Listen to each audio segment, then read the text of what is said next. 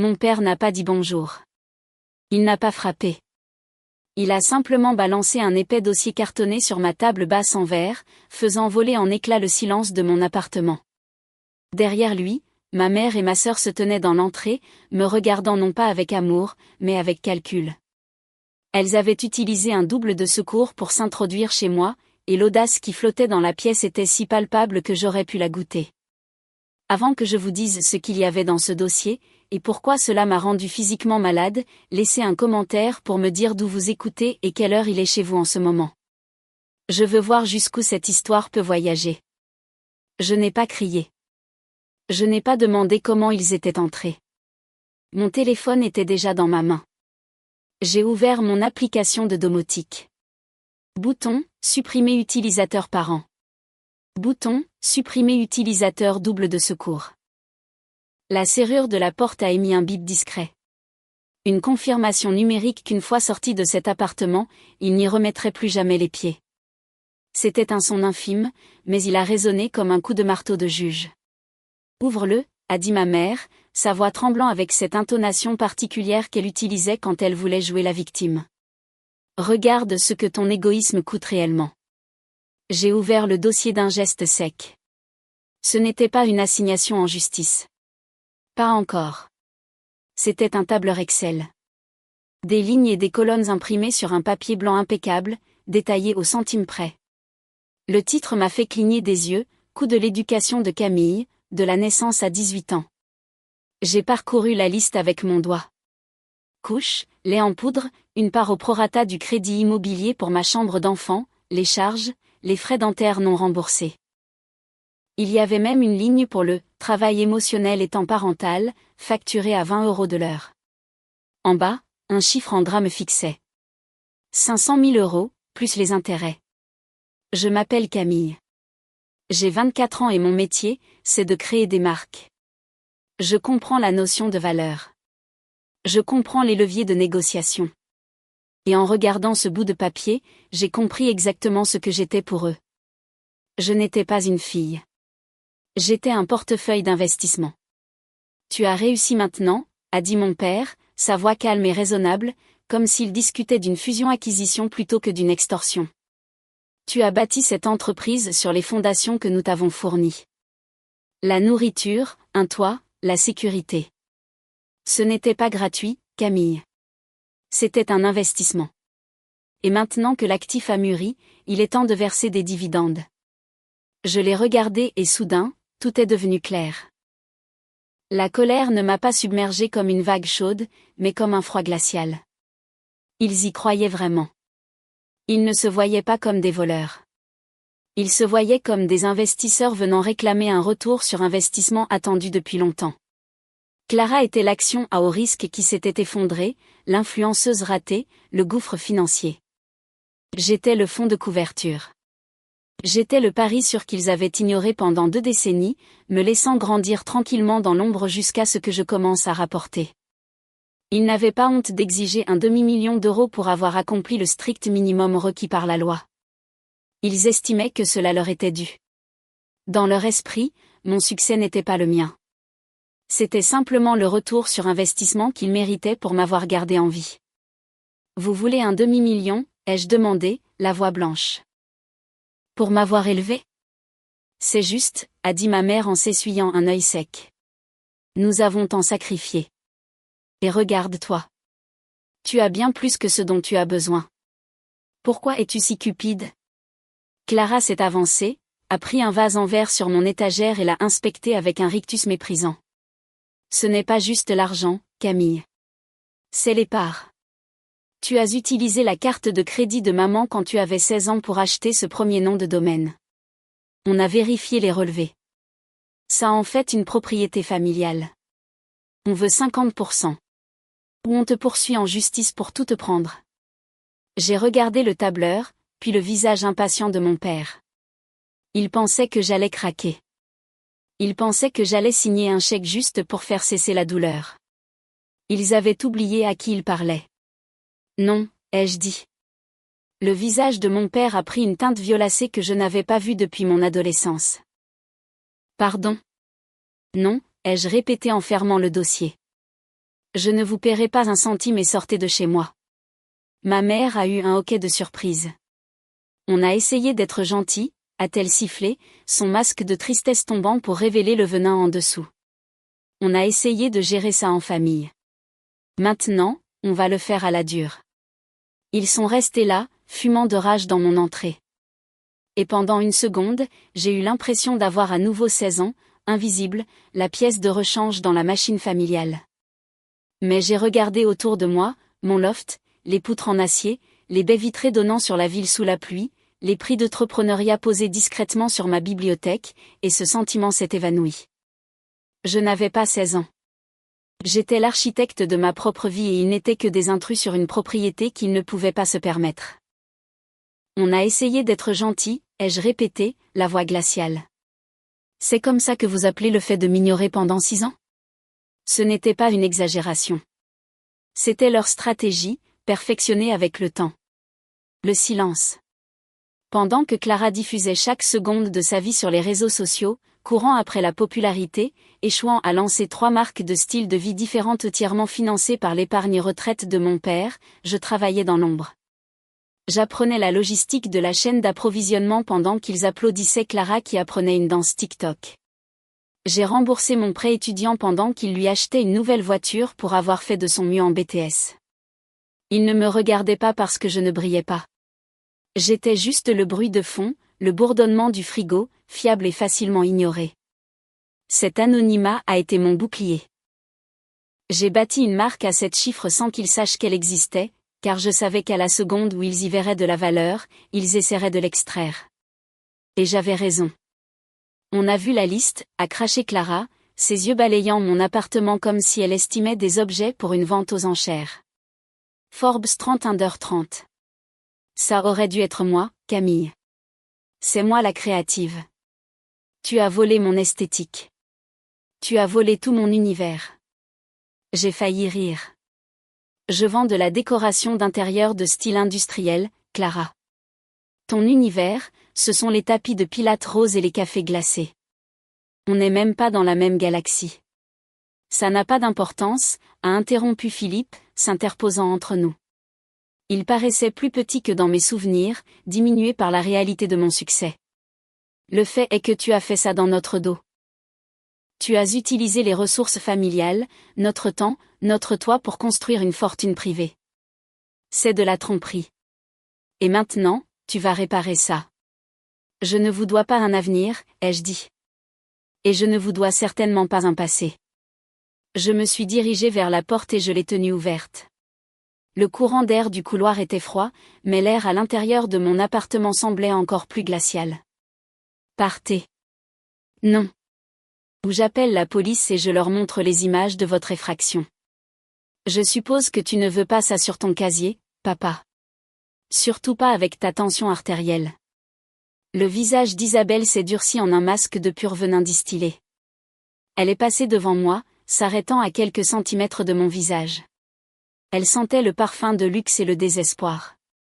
Tu te crois intouchable parce que tu as de l'argent maintenant, a-t-elle murmuré.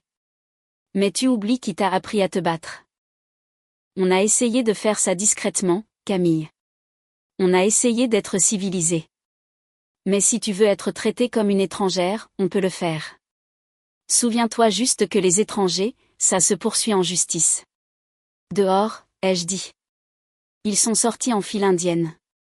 Clara traînant les pieds, jetant un dernier regard envieux à l'aménagement de mon bureau. Philippe n'a pas regardé en arrière. Quand la porte s'est refermée avec un clic et que la serrure intelligente s'est enclenchée, scellant mon sanctuaire, je ne me suis pas sentie en sécurité. J'ai senti la vibration d'un train qui approchait. Ils n'allaient pas disparaître. Ils allaient juste se regrouper. Je n'ai pas dormi cette nuit-là. Je l'ai passé à auditer mes propres serveurs, à vérifier les brèches, attendant que le couperet tombe. Il est tombé le vendredi matin. Le Black Friday était dans 3 jours. Mon plus grand lancement de l'année, une nouvelle ligne d'étagères modulaires en acier, était prêt. Le stock était là. Les publicités tournaient. Je me suis connecté à mon compte bancaire professionnel pour approuver un dernier paiement à mon fabricant. Accès refusé. J'ai cligné des yeux. J'ai rafraîchi la page. Statut du compte, gelé. Code 44B. J'ai immédiatement appelé la banque. Mademoiselle Durand, a dit la conseillère, sa voix sèche et suspicieuse. Nous avons reçu une ordonnance du tribunal ce matin concernant une procédure en cours pour rupture de contrat verbal et enrichissement sans cause. Il y a aussi un signalement du fisc concernant une possible dissimulation d'actifs. Jusqu'à ce que cela soit résolu, tous les comptes sont bloqués. J'ai laissé tomber le téléphone. Il ne s'était pas contenté de m'attaquer en justice. Il m'avait anéanti. Un procès prend des mois. Un gel de compte prend quelques secondes. Il savait exactement ce qu'il faisait. Ils n'essayaient pas de gagner au tribunal. Ils essayaient de m'asphyxier financièrement. Si je ne pouvais pas payer mon fabricant avant lundi, je perdais le stock. Si je ne pouvais pas payer les publicités, le lancement échouait. Si le lancement échouait, j'étais insolvable. Mon téléphone s'est allumé. Une notification d'Instagram. Clara. Elle avait posté une vidéo intitulée « La vérité sur ma sœur ». Je l'ai regardée, hébétée. Elle pleurait, parfaitement éclairée, sans maquillage, la voix se brisant juste comme il fallait. C'est dur quand quelqu'un que vous aimez vous vole vos idées et vous exclut. On veut juste qu'elle revienne à la maison. On veut juste retrouver notre famille. Les commentaires affluaient déjà. De la sympathie pour elle. De la haine pour la sœur froide et carriériste qui avait abandonné sa famille. Ma poitrine s'est serrée. Je ne pouvais plus respirer.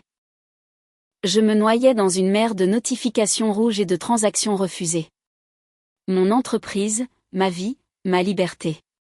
Tout s'évaporait parce que Philippe et Isabelle avaient décidé de débrancher la prise. Mon téléphone a sonné de nouveau. Ma mère.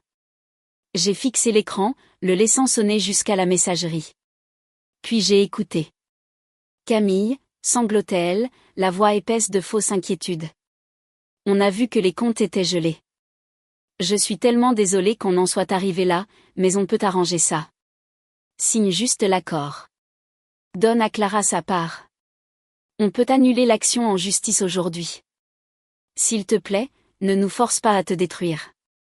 C'est à ce moment-là que la peur est morte. Elle a été remplacée par quelque chose de plus froid, de plus tranchant. La lucidité. Ils n'étaient pas ma famille. Ils étaient des terroristes. Et on ne négocie pas avec les terroristes. Je me suis essuyé le visage. J'ai pris mon téléphone et j'ai composé un numéro que j'avais gardé pour une urgence qui, j'espérais, n'arriverait jamais. Maître Moreau, ai-je dit quand il a répondu, j'ai besoin de vos services. Maintenant. Quelle est la situation ? Sa voix était faite de gravier et d'acier. Mes parents viennent de faire geler mes actifs 3 jours avant le Black Friday. Ils veulent que je signe un accord. Voulez-vous un accord ? Non, ai-je dit. Je veux les enterrer. Soyez à mon cabinet dans 20 minutes. Apportez tout. Le cabinet de Maître Moreau était une forteresse de verre et d'acier, assez froide pour conserver la colère sous glace.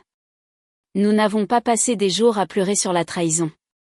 Nous avons passé 48 heures avec un expert comptable judiciaire et une cafetière pleine. Maître Moreau n'a pas offert de réconfort. Il a offert des munitions.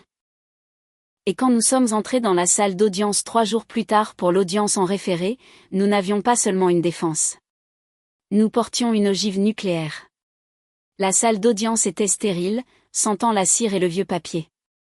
Mes parents étaient assis du côté des demandeurs, ressemblant à une image de la fragilité sénile. Isabelle se tamponnait les yeux avec un mouchoir. Philippe portait un costume légèrement trop grand, voûtant les épaules pour paraître plus petit, inoffensif. Clara était assise derrière eux, me foudroyant du regard. Pendant les 20 premières minutes, on aurait dit qu'ils allaient gagner. Leur avocat, un homme mielleux qui facturait clairement à la syllabe, a peint un chef-d'œuvre de mensonge. Madame la juge, dit-il, la voix dégoulinante de sympathie, ce sont des parents aimants qui ont sacrifié leur propre retraite pour financer les ambitions de leur fille. Ils avaient un accord verbal. Ils lui ont fait confiance, et maintenant elle a effectivement volé les économies de leur vie pour construire son empire pendant qu'ils font face à la misère. La juge, Une femme sévère avec des lunettes perchées au bout de son nez, m'a regardé avec des lèvres pincées. Mademoiselle Durand, dit-elle, et son ton était un reproche, les preuves soumises. Ce tableur de dépenses est incroyablement détaillé. Il suggère une attente claire de remboursement. L'ingratitude familiale n'est pas un crime, mais la rupture de contrat l'est.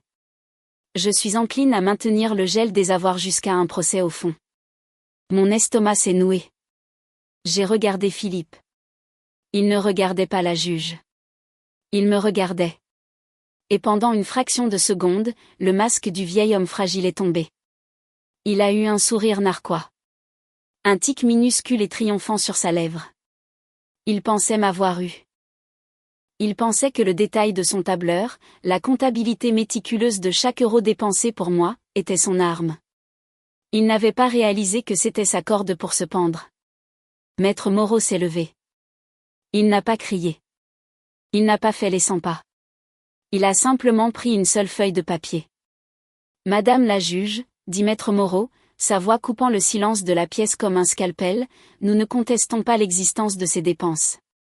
En fait, nous sommes reconnaissants que le plaignant ait été si méticuleux. Car en soumettant ce document, la pièce à conviction, le coût de l'éducation de Camille, M. Durand a résolu un tout autre mystère. Maître Moreau s'est approché de l'estrade et a remis un dossier.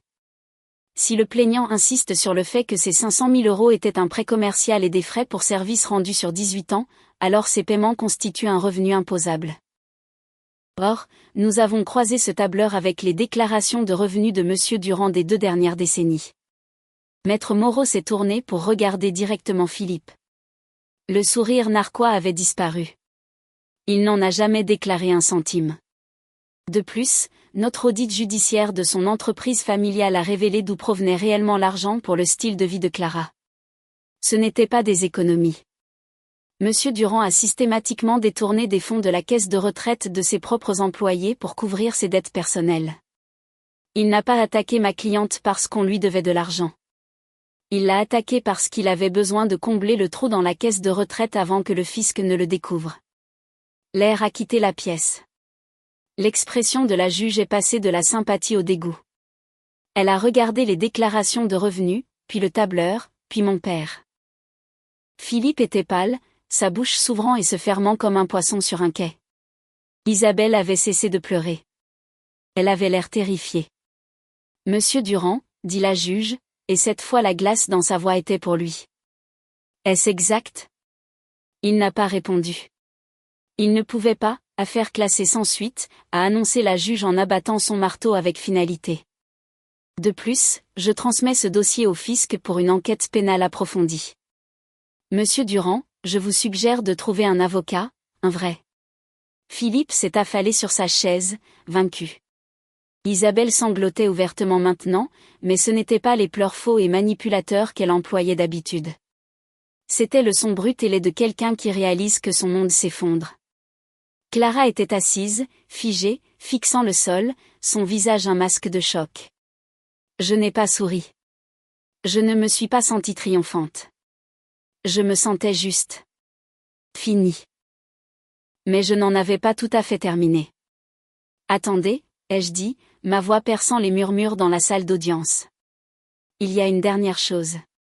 J'ai sorti de mon sac une épaisse enveloppe. Maître Moreau l'a prise et l'a donnée à l'huissier, qui l'a transmise à Philippe. Qu'est-ce que c'est? A demandé Philippe, la voix tremblante. C'est un avis d'expulsion, ai-je dit calmement. Philippe m'a dévisagé, la confusion luttant avec la peur dans ses yeux. Expulsion? De quoi tu parles? Notre maison nous appartient. Elle vous appartenait, ai-je corrigé.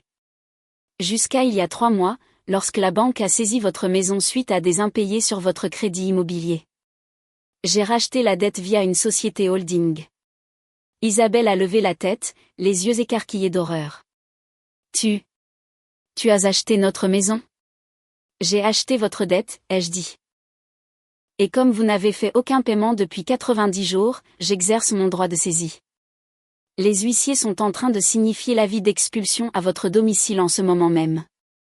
Vous avez 24 heures pour vider les lieux. Tu ne peux pas faire ça, a hurlé Isabelle en se jetant vers moi. C'est l'anniversaire de Clara. Comment peux-tu être si cruel? Je l'ai regardé, vraiment regardé, et je n'ai vu qu'une étrangère. Vous avez essayé de me ruiner, ai-je dit. Vous avez essayé de détruire ma vie parce que vous estimiez avoir droit à mon succès. Maintenant, vous savez ce que ça fait de tout perdre. Je me suis retournée et j'ai quitté la salle d'audience, maître Moreau à mes côtés. Derrière moi, j'entendais les lamentations d'Isabelle et les cris de Philippe, mais ils semblaient lointains, comme le bruit d'une autre vie. En arrivant sur le parking, je m'attendais à ressentir du soulagement. Au lieu de cela, j'ai senti une soudaine montée d'adrénaline. Philippe a fait irruption par les portes du palais de justice, le visage violet de rage. Il a sprinté vers moi, les poings serrés. « Sale petite sorcière ingrate », a-t-il hurlé. « Je vais te tuer. » Je me suis préparée, prête à me battre ou à fuir. Mais quelque chose d'inattendu s'est produit. Clara, qui avait suivi ses parents, n'a pas couru pour aider son père. Elle n'a pas essayé de l'arrêter. Au lieu de cela, elle a couru vers leur voiture, le seul bien qui leur restait, et a sauté sur le siège du conducteur. Elle a verrouillé les portes et fait vrombir le moteur. « Clara !» a hurlé Isabelle en courant vers la voiture. « Clara, attends. Où vas-tu ?» Clara ne les a même pas regardés.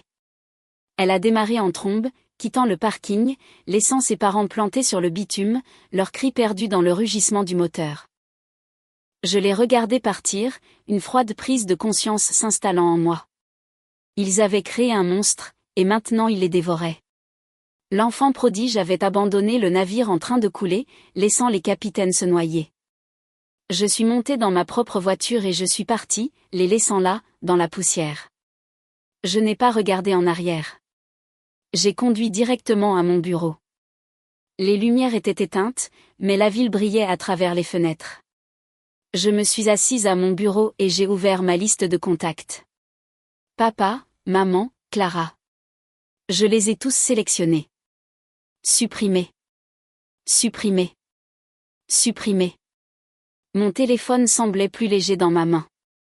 Ma poitrine semblait plus légère. J'ai vérifié le tableau de bord de mon entreprise. Le gel avait été levé. Les commandes affluaient pour le lancement du Black Friday. Les chiffres grimpaient. Le témoignage du travail que j'avais accompli. La vie que j'avais construite de mes propres mains. Je n'étais plus seulement une survivante. J'étais l'architecte de ma propre réalité. Philippe et Isabelle faisaient face à des poursuites pénales. Ils étaient sans abri et sans enfants. Ils avaient essayé de voler ma destinée, mais tout ce qu'ils avaient fait, c'était de me libérer de la leur. Si vous avez déjà dû vous reconstruire à partir de rien parce que les gens qui étaient censés vous aider ont essayé de vous démolir, partagez cette histoire. Faites-leur savoir que nous sommes toujours debout.